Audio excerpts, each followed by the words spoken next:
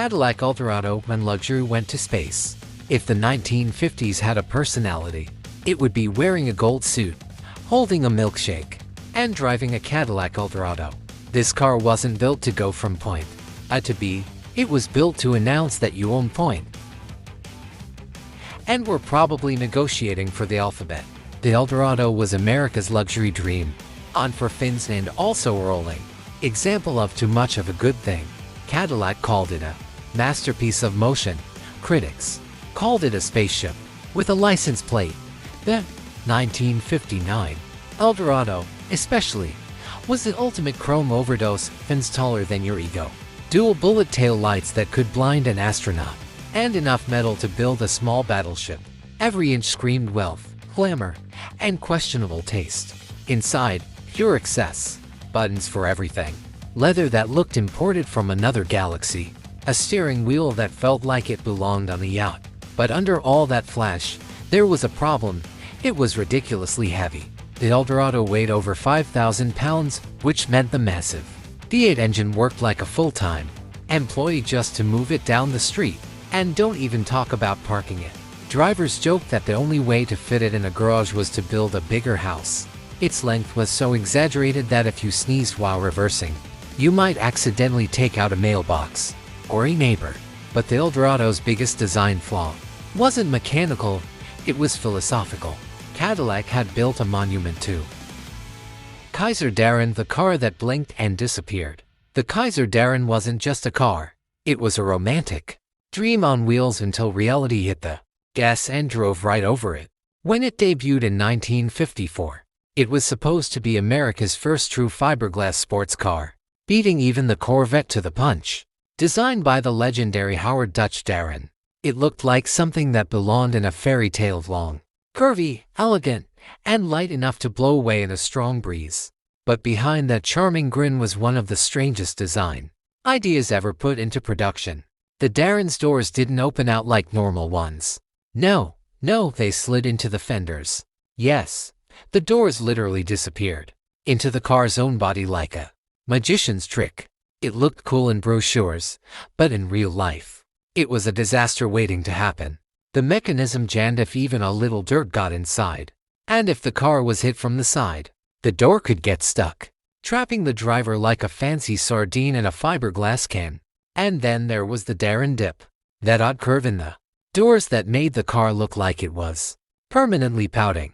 It gave the illusion of style, but it also meant your arm rested at an awkward angle, like you were perpetually leaning out of a window asking for directions. Under the hood, it had a weak 90 horsepower. Lincoln Premier, the luxury limo nobody asked for. In the 1950s, Lincoln wanted to prove it could outshine Cadillac. So, they built the Lincoln Premier, a car so large, so shiny, and so dramatically over-designed that it looked like someone glued tailfins onto a refrigerator. It was America's rolling definition of too much, a chrome-dipped monument to optimism, and a reminder that sometimes luxury doesn't need logic, just presence.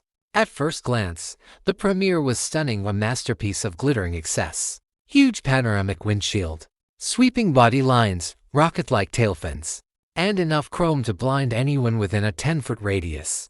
Lincoln called it modern art in motion. Most people just called it big. It was almost 19 feet long, longer than some studio apartments, and weighed as much as a small moon. But here's where it got funny. Lincoln engineers decided to make the ride as smooth as gliding on air, and fortunately, that also meant it handled corners like a waterbed on roller skates. Every turn was a prayer, every parking job a mini heart attack. You didn't drive a Premier, you piloted it. And then there was the engine.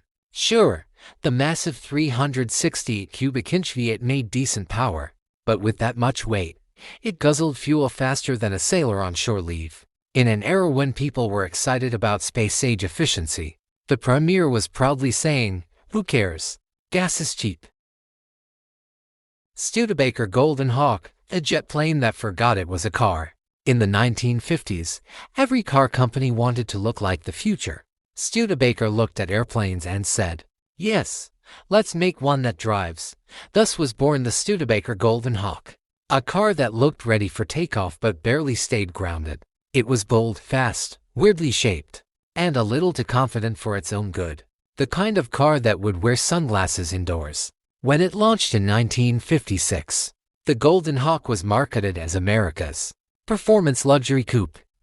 Had tailfins, chrome everywhere, and a front end that looked like it had eaten another car. The massive, upright grille gave it a snout so dramatic that people joked it looked like it was perpetually surprised.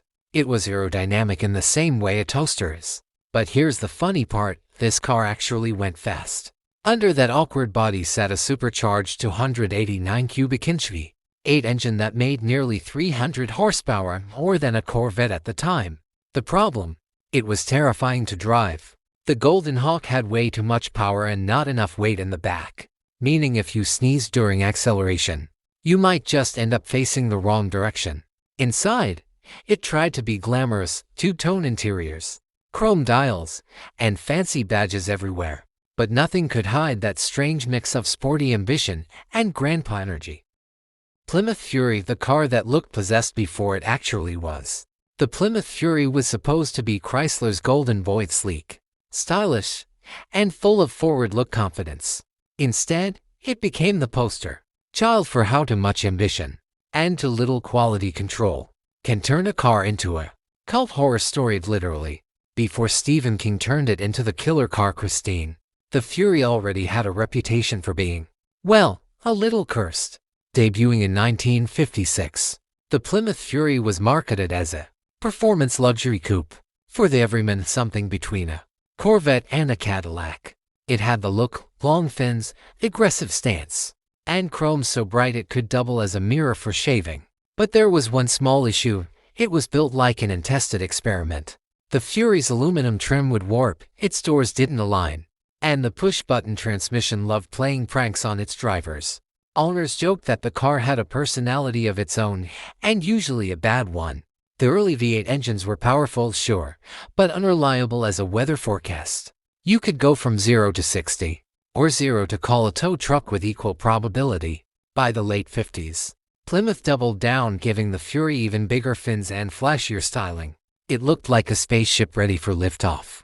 But behind that futuristic facade was old-school chaos, poor wiring, sketchy suspension, and rust that set in faster than you could say made in Detroit. And then came pop culture's fatal blow. Stephen King's Christine. Once the movie hit theaters, the Fury's reputation was sealed. The car that once dreamed of being the pride of Plymouth was now a Hollywood villain, a haunted machine that ate mechanics for breakfast. Ironically, Nash Air Flight, the car that tried to fly without wings. In the late 1940s, America was dreaming about jet planes and rocket ships. Nash Motors thought, why not build a car that looks like one? Thus came the Nash Air Flight, a vehicle that promised aerodynamic perfection and ended up looking like a bar of soap on wheels. It was round, it was smooth, and it was strange. People didn't know whether to drive it or toss it in the bath. The Airflight was supposed to be revolutionary. Nash's engineers took aerodynamics seriously. They spent years testing it in wind tunnels.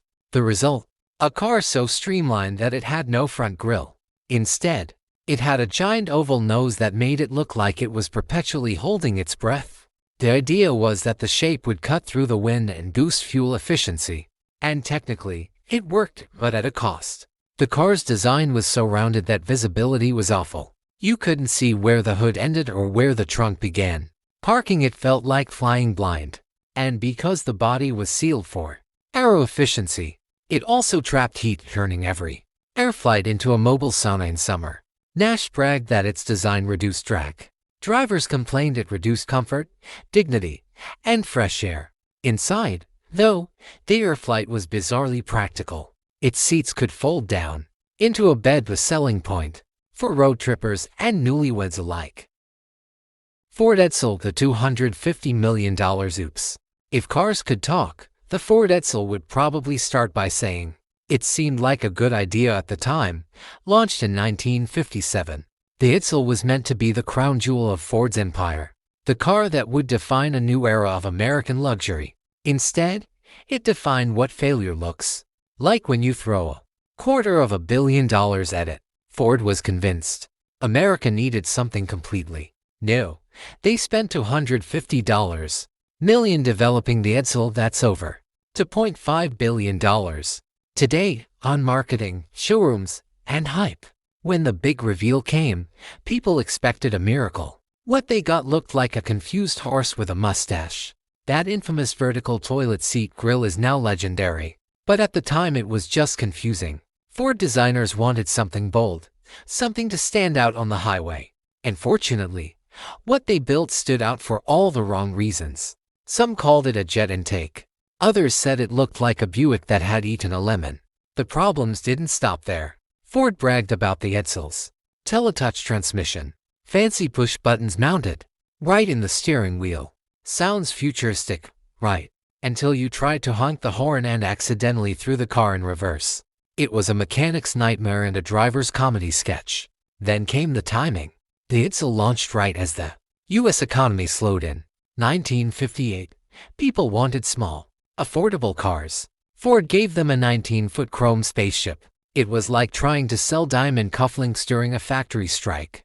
And oh, the marketing. Ford built an entire mythology around this car, secret teaser ads, mysterious slogans, even nationwide countdowns. When people finally saw the Edsel, their reaction wasn't awe. It was laughter. The name itself became shorthand for bad idea. Chrysler 200 had the car that tried to impress and fell asleep doing it. The Chrysler 200 was supposed to be the comeback kid. Chrysler's shining return to the mid-size sedan market. A bold answer to the Camry, Accord, and Fusion. What it ended up being was the automotive version of a resume full of typos. Promising on paper, disappointing in person, and gone before anyone noticed it was there. When Chrysler launched the 200 in 2011, they hyped it as the new face of American luxury. Technically, that face was just a heavy facelift of the old Sebring, the car everyone already hated. They changed the name, added some chrome, gave it a nice commercial with Eminem rapping about Detroit grit, and hoped no one would notice. Spoiler, everyone noticed. The 200's biggest flaw. It tried too hard to look fancy while being fundamentally average. It had swoopy styling, but under that shiny hood lived the same awkward DNA that made the Sebring a meme. The interior looked good in photos but felt like plastic reality when you touched it. The rear seats were so cramped that anyone taller than 5'9" had to choose between sitting upright or having knees. Driving it didn't help. The transmission, a 9-speed automatic from ZF, sounded cool in theory. In practice, it shifted like it was guessing what gear it wanted next. Sometimes it lagged, sometimes it jerked, and sometimes it forgot what driving even meant. Reviewers joked it had 9 speeds, none of them good. And then came the handling. The Chrysler 200 wanted to be sporty, but it wasn't sure how. Hudson Jet, the compact car that crashed before takeoff. In the early 1950s, Hudson Motors had a problem. America was going bigger cars. Bigger fins, bigger dreams, and Hudson decided to do the opposite. They wanted to build a compact car that would be smart, efficient, and ahead of its time. The result? The Hudson Jet was a small car that managed to sink a big company. The Jet was supposed to be Hudson's savior, their chance to compete with Chevrolet and Ford's cheaper models. But instead of sleek innovation, what rolled out of the factory looked like the kind of car your accountant's dad would drive on his day off. It was short, stubby, and planed like someone described the car to a sketch artist over a bad phone connection. Hudson tried to market it as a jet on wheels, and fortunately, it neither looked nor moved like one.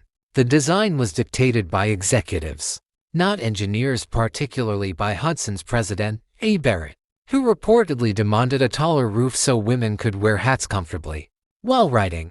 That single decision ruined the entire look. What could have been sleek turned boxy, giving the Jet a profile like a loaf of bread with headlights. Mechanically, it wasn't awful. The 202 cubic inch inline-6 engine was reliable enough, and the car handled decently for its size. But the problem was simple. Nobody wanted a sensible compact in 1953. America wanted fins, flair, and flash, not a budget-conscious showbox that looked like it was afraid of attention.